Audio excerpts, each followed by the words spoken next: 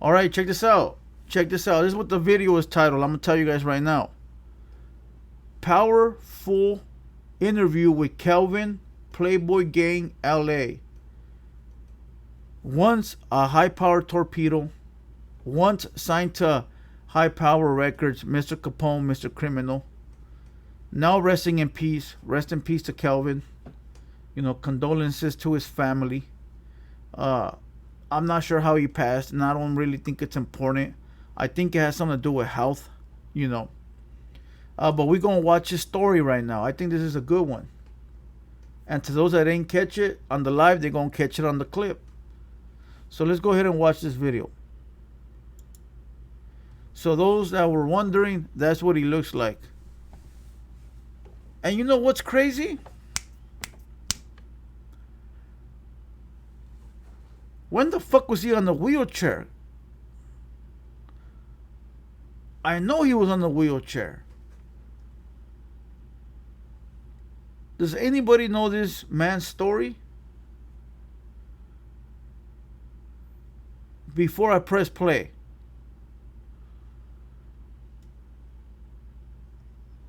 I'll wait. I'll wait to see if anybody knows, because I know he was on the wheelchair. Brian G. The game posted him and shouted him out when he passed. They were friends growing up. Facts. I remember. Fuck. What? I remember seeing that. I remember seeing when game shouted him out. All right, let's press play. Well, my name is Kelvin. From California, West Coast. You know, Los Angeles. Do I say like gang stuff? You want to? I'm from Playboys, from the Southside, but you know, there's 3 different sides. So.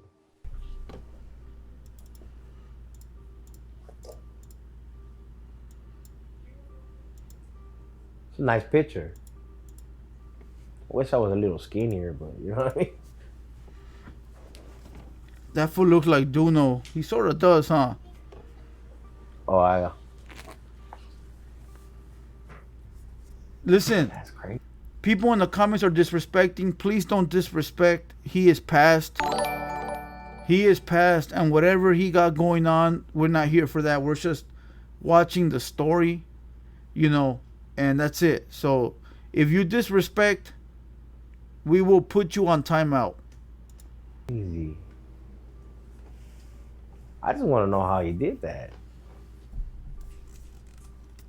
I haven't seen myself like that in a long time. Like, since I was younger, like, my first tattoo was really when I was like 12 years old, which was the one behind my head. And it's kind of weird, but at the same time, it's like, so that's how I would look.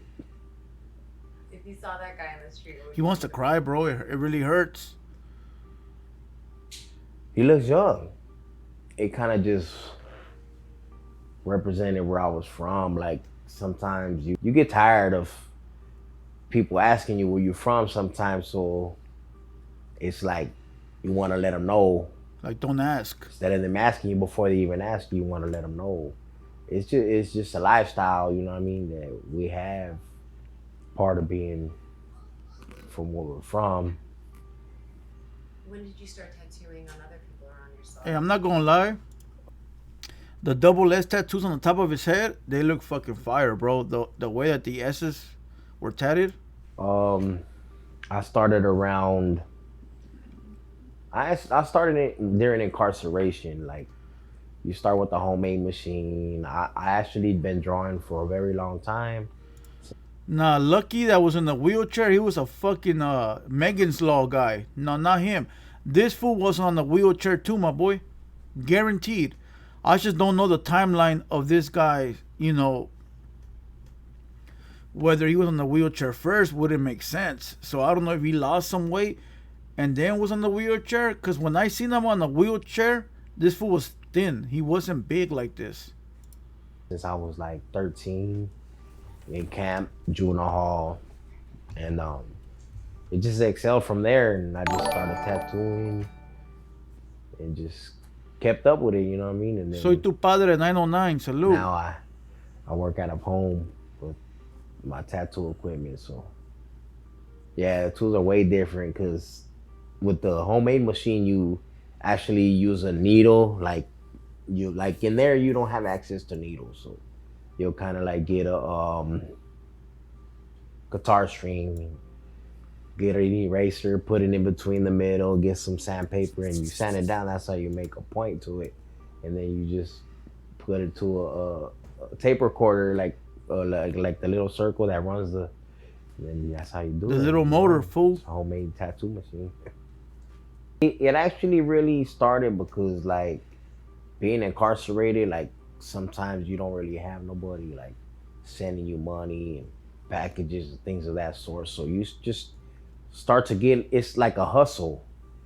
You know what I mean? Like, you don't want to be broke.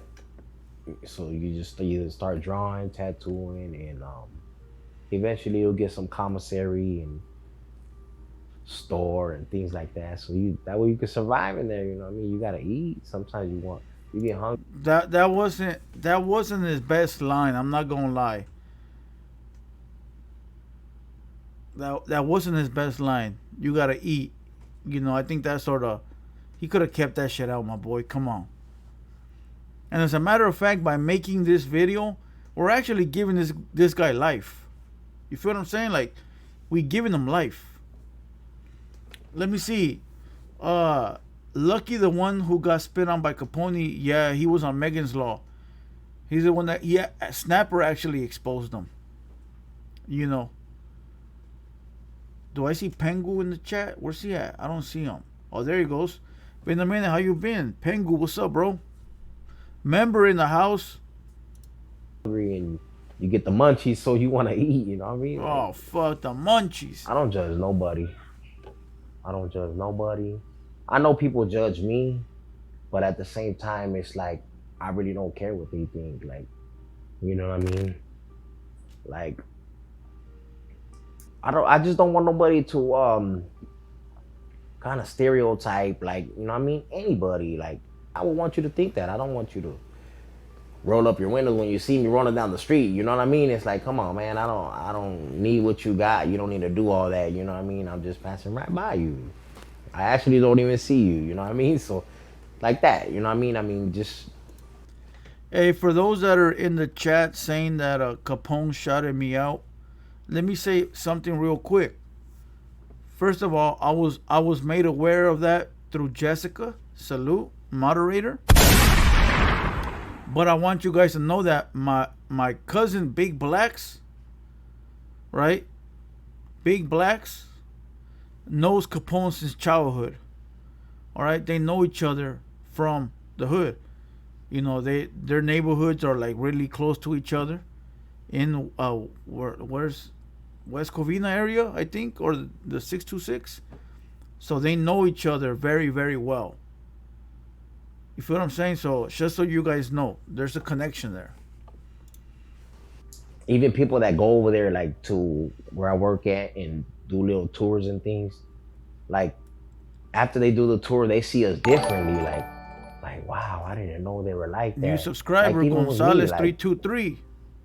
Like, people will see me and they'll be like, dang, he's mean. But if you really get to know me, I could be the nicest person you ever met. You know Another what I mean? subscriber.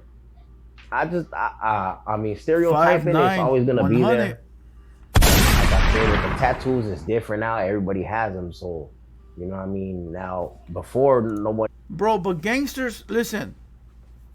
The majority of cholos, the majority of homies, the majority of like gangbangers, I could speak for the Mexicans or the Southsiders, not Mexicans. I would say, you know, the Latino descent. They're fucking nice, bro. They'll open the door for you if they see, like, I'll put it to you like this. If I were to see an old lady get robbed, I'm gonna intervene. If I could open a lady's car door while she's putting her food in the car, as corny as it sounds, I'm gonna help.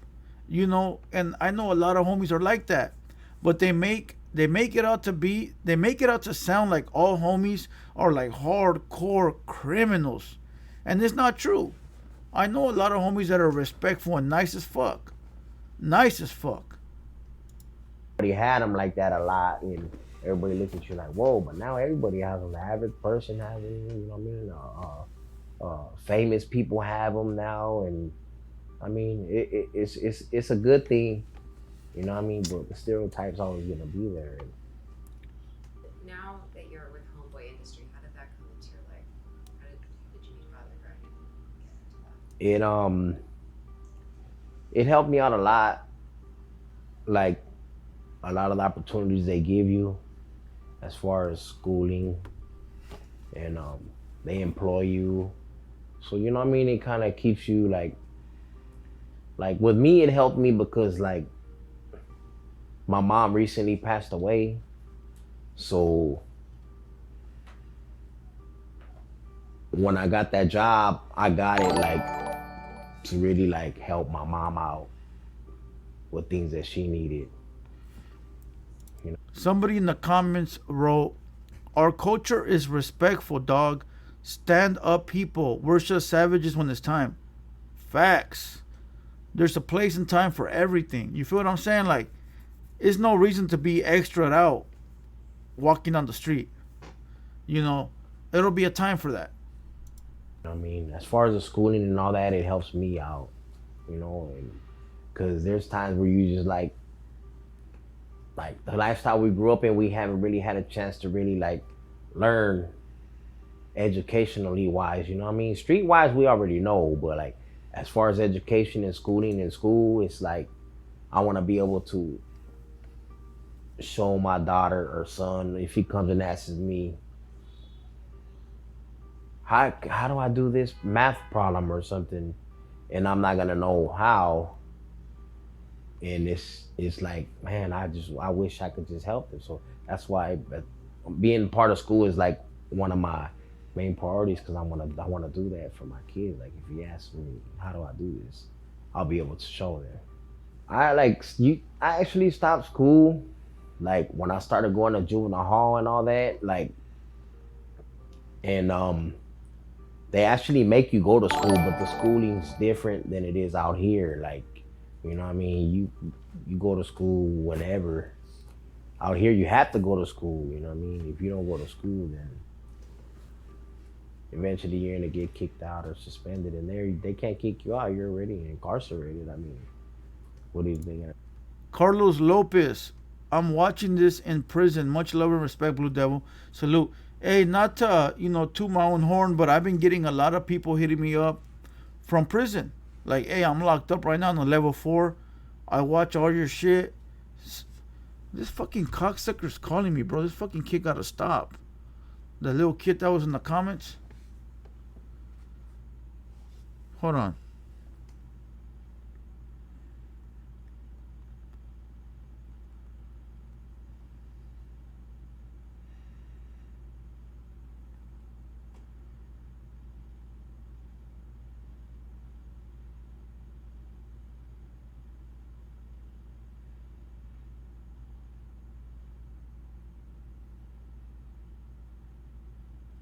I just restricted that little ass kid that was in the comments trying to promote his little garbage with that dude Cowboy. That guy said that he clipped our shit right now and uploaded it. Fucking weirdo. Not gonna lie, fucking weirdo. Like, my boy, if you want some promo, pay for this shit.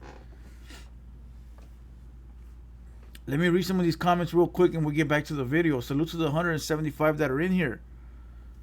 The Island Boy. Yeah, let's not even say his name no more, bro. That dude weird, homie. That dude weird. Alright, who remembers Little Tweety and Dreamer from High Power? Dreamer was old as shit. Little Tweety was a little ass kid. You never lived in LA, says a guy that never met me. Answer, Blue Devil, put him on blast. Nah, dog, that fucking kid a weirdo, my boy. Dude, you know what I mean? Like, I actually met Father Greg before I went. He did my first communion when I was in camp, which I was like 13, 14 years old. So I knew him from back then, and then with the passing of my mom and all that, like I had went there first, and they had told me that they weren't gonna give me a chance to work there, and I was like, man, like, if I can't get a job here, I ain't gonna get a job nowhere. You know what I mean? Hey, salute to this homie, but this video is getting pretty old. I don't want to say old, boring. So we're gonna move on to something else. Rest in peace, Kelvin, Playboy. Kelvin from Playboy's gang in LA. I'm not sure if he's from the South Central chapter, but rest in peace, Kelvin. You know, may you rest. May your soul be at rest. And let's go ahead and watch another video.